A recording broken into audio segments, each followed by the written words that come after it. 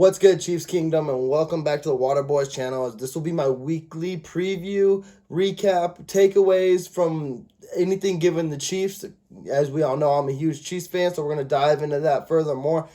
If you guys are wondering, we did miss out on a podcast on Tuesday. That's just due to the fact I was out of town, but we will be right back on track with the videos.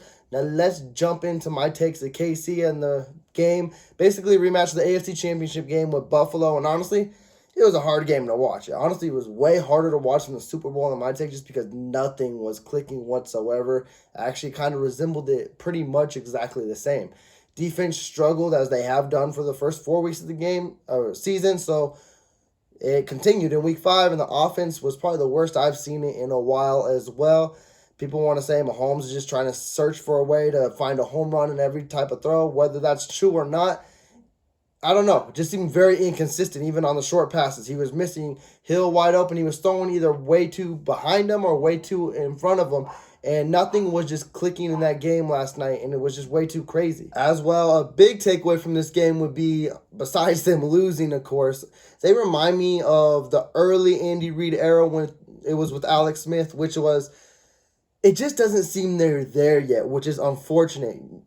You big Chiefs fans will know when in 2013 and 14 when the Chiefs played playoff teams, it was just something you knew they weren't gonna win those games. But when it came to these mediocre or teams they were easily better than, you know they're gonna win. And that's the type of feel I got when they're gonna take on a Baltimore, a Buffalo, the Chargers, a Buccaneers.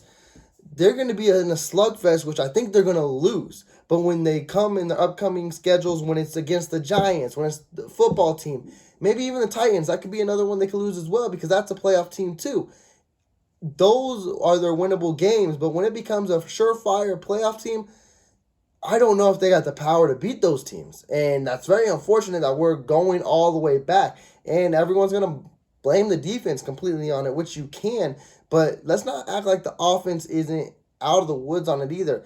Offense had the times where they look like the number one offense in the league. No one could touch them. No one could play with them. But as well, they got the most turnovers in the league. They're tied with Jacksonville. And that's a huge reason why you're losing a lot of games. Yes, I know the defense is getting the sole blame for it. But if you take away some of those turnovers, even with the defense as bad as they are, you're still winning a lot of these games because they're within one possession besides the Buffalo game.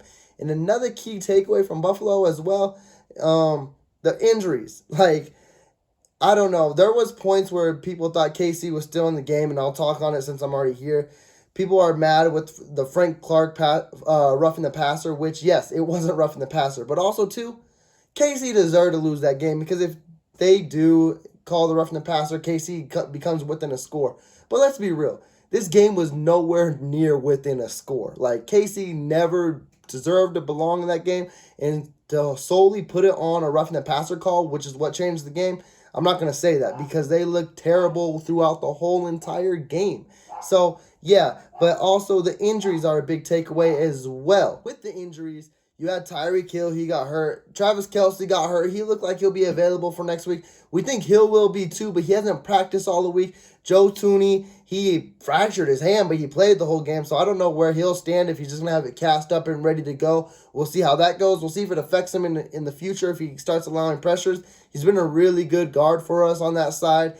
And then also the big one is Clyde Edwards-Helaire. He couldn't get anything going all night, but then he hurt his MCL in his knee. He got placed on IR, so this is Darrell Williams' show with Jet McKinnon. We'll see how that goes. I don't know if that'll be too much of a setback. We'll see, because Clyde was getting into his stride. You could tell he was very upset when he got hurt.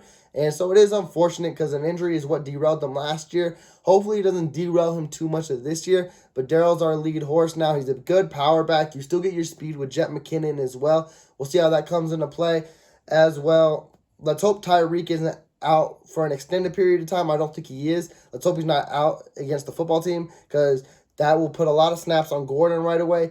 Reed did mention that Gordon didn't play as many snaps as he wanted to, and it was probably just because the game plan had to go out the window right away with how out of hand the game got. But he had one good catch on third down. It was very solid. He knew that Mahomes broke pocket. He broke it with them, found a way to get open. He's going to be getting a lot of those opportunities as well because it's good to catch on with that because Mahomes does break pocket a lot. So help your QB out. It was good to see for his first catch. It was a solid play. Let's just hope more of that comes in the future because he's going to be the guy that takes a lot of the double coverages off of Kelsey or Hill. So if he can beat a lot of one-on-ones, which we don't have a lot of, that'd be very solid. Hardman, he's looking solid as well. I think he progresses every week is what I like to see. He knows how to go upfield. He's making a lot of catches. Let's hope that's also progress as well. Robinson, again, I think they're kind of like sliding him out of the lineup, which I'm not upset with whatsoever. I see him on the field, but the ball's not going his way. So every time the ball does go his way, he's like a cornerback, so he's always running backwards. So that's a positive as well. Pringle, I didn't see too much of. I could have missed it as well, which is unfortunate too. I think Pringle has a lot of potential on this team, but he's just not living up to it right now. I think he'll be someone we'll keep our eyes on as for. And then the defense, man, it's just so unfortunate. You got all these players, all these star players that Frank Clark, he had a few pressures, but you want to see him record a sack, get it down with. Chris Jones didn't play, had a wrist injury. Hopefully that's nothing too severe as well because you would love to see both of them as well on the line.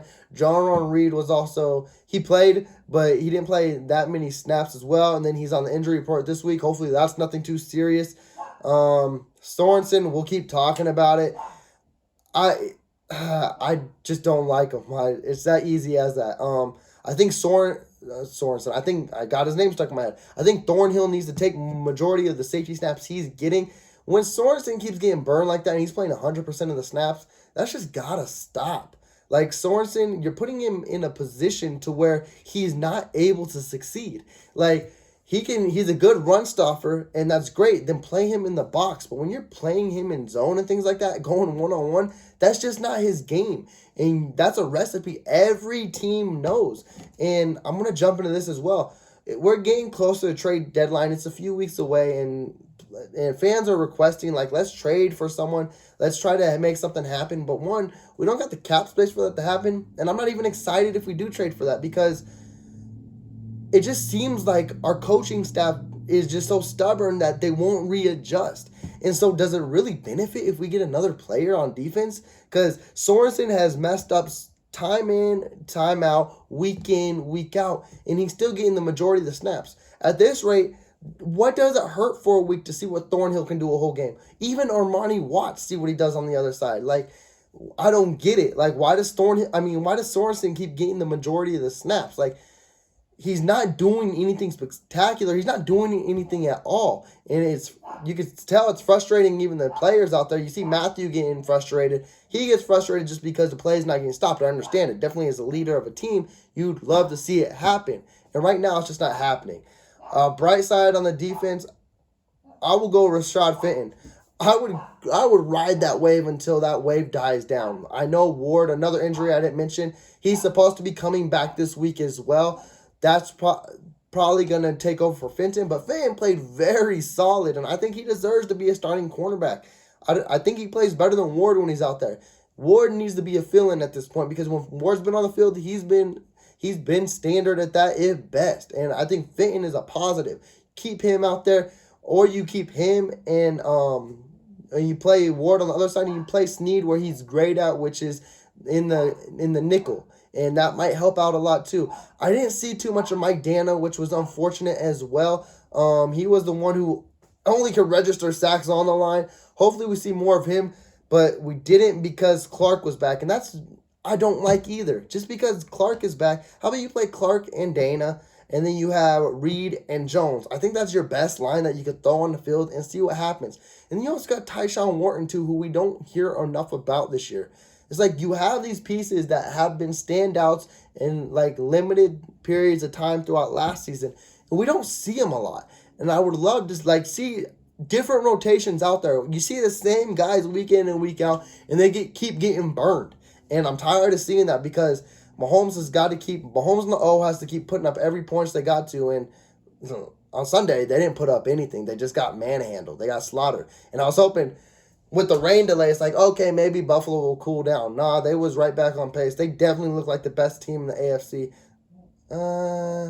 I'm actually going to give it to the Chargers. That's going to be a great matchup to see whenever it happens. I'd love to see the Bills and Chargers because Herbert is on another level. That Chargers team is on a whole nother level as well. But so is Buffalo. So those are the two top dogs right now. It'd be good to see them, duke it out, see how it goes. But with that, I'm also going to dive into this week's preview, which KC goes into Washington. This is one where I said they're not a playoff team right now. They were last year, but they have their own not injury woes, but their own struggles that they're going back and forth with. So this should be a game KC should win. Tyler Heineke, he does his thing here and there. He's known for throwing touchdowns. He's known for throwing picks. He's known for turning the ball over as well. What's the biggest surprise with Washington is their defense, which KC should hopefully handle well, because Washington's defense, to me, was supposed to be a top 3 defense in the league, and right now they're just not having it click. Like that whole D-line struggling. They have a solid secondary as well, which is not coming in together as well. I think this should be a get-right game for the offense. Let's focus on the defensive side. Washington reminds me of kind of like the little brother to KC. It's like Logan Thomas isn't going to play, so that could be a huge factor. But a familiar face on Ricky Seals-Jones. He stepped in last week, did really well too. He was with KC, I want to say, last year and the year before. Maybe the year before, actually. He didn't get too many snaps, but he's with Washington. He's looking good, so it's a key weapon to watch out for too. But they got a solid tight end. And then they got the little receivers, which KC is also implemented as well. I would say Washington's offense is like the little brother to KC's. I'm not going to say they're anywhere near the level, but receiving core type, there's no one big stature unless you go with Dwame Brown, but he doesn't play too much as it yet. Be someone to watch out for. But Terry McLaurin, he's a good possession speed guy. Curtis Samuel's a good possession speed guy. If he plays, he keeps getting hurt every time he's on the field. But this could be a get-right game for the defense if they could change the rotations and get right as well. Washington has a mediocre O-line. I would love to see the D-line get some pressure. Like, get pressure, force some turnovers, get it to where there's some batted balls in the air and we can get interception. I would love for this to be the get-right game for the defense. Now, I'm not saying get right like we're going to hold them to 7, but, man, let's see. 24 is all I'm asking. And that's still a lot of points. But I don't want to see a game go into the 30s. I don't want to see anything like that. I want to see like a 20 to 24 point outing from the football team. And that's progress in my books. And I think that'd be really solid. And offense, it's not going to take much, honestly. It depends on what kind of hill we get. The only thing I want to see them progress is get your steady run game back. I know it's Darrell Williams this time, but let's see how that's handled. Get Josh Gordon more involved as well, which I do think will happen this week. Let's see how Tyreek is. Let's see if he's eliminated. Let's see if he's a full go.